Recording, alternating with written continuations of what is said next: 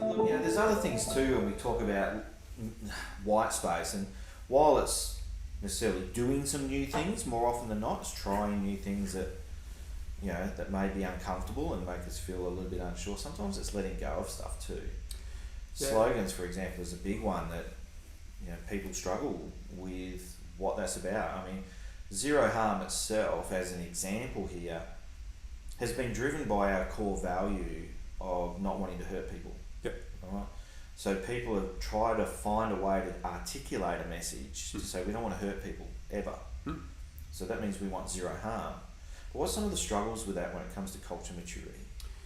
I think it tends to lead to a certain type of action or activity that can detract away from the value, and it engineers organisations into a space where they struggle to move culturally into a different level.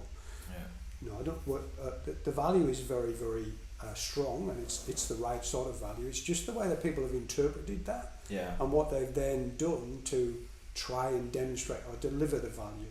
And that in itself can be something that needs to be unpacked and disconnected so that the value stays strong and stays there. But so the left-hand side is looked at on the integral model. They look at it in a slightly different way, and that means that the right-hand side, which covers the behaviours and the systems process, can change to allow the value to be delivered, but differently. Still keep the value, we're just doing it in a different way. Yeah, and the unintended outcome of something like zero harm, for example, is the longer we go without harm, the more we can potentially fall back into a reactive culture. Yeah. So why do I need to change anything, or why do I need to keep evolving? Because we've gone weeks or months without harm. We must be perfect. We must be right. You run the risk of staying in that conforming reactive culture, even though you're trying to drive a values-based message. And that's some of those are some of the examples of some of the actions or behaviours that come out of having that value in the way that it is painted as a value, without necessarily giving the business or the organisation opportunity to grow culturally. Because it's an underpinning value, but it's a lag. Yes. It's lagging. It's lagging. It's outcome orientated. It's an absolute. Yep. It's a very difficult message to articulate correctly culturally. So it's got to stay there as a value.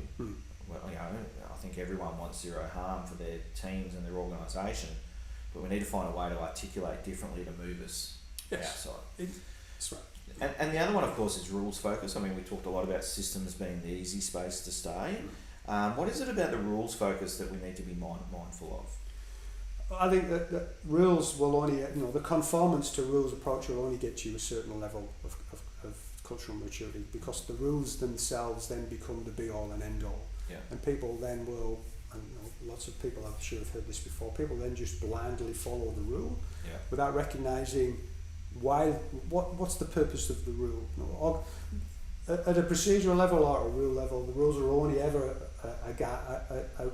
an ideal representation of what work should look like. Yeah. In reality, work never looks like that when it's being done in the field or in its active sense. And therefore trying to absolutely conform to the rule fails to recognise that the real world of work is different.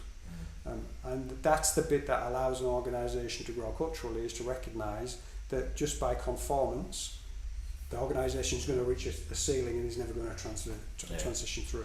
Yeah, and it can be, I'm sure we've all experienced these where we've really focused heavy on getting high levels of compliance to our rules.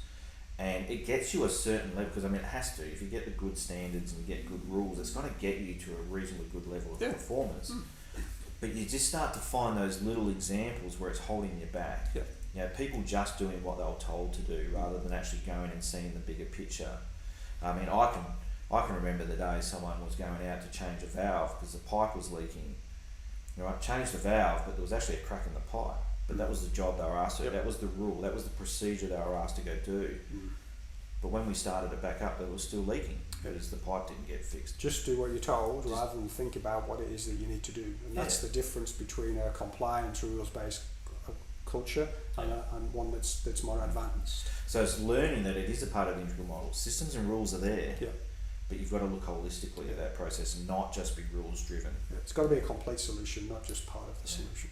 And when we talk about discipline focus, we've all heard this before, haven't we? The old parent-child relationship, just do as you're told, do as I say. You know, I'm the parent or I'm the boss, you're the subordinate, you're the child, you know. There's a certain level of comfort in that.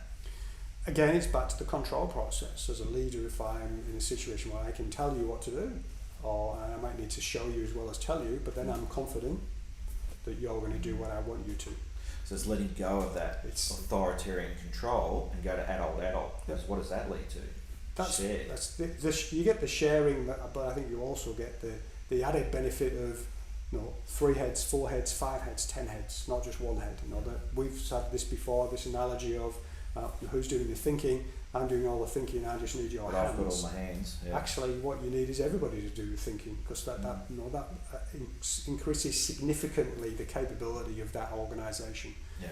And to do that, the leaders have got to be comfortable that they're going to lose the parent-adult-child analogy, and they're going to move to adult processes where they're using the entire team. And this is the fundamental understanding when we think about Whitespace. It's cultural change. It's becoming holistic in how you're doing things. It's thinking about subjective and objective. It's also about doing new things, but it's also about letting go of some old things. Yep.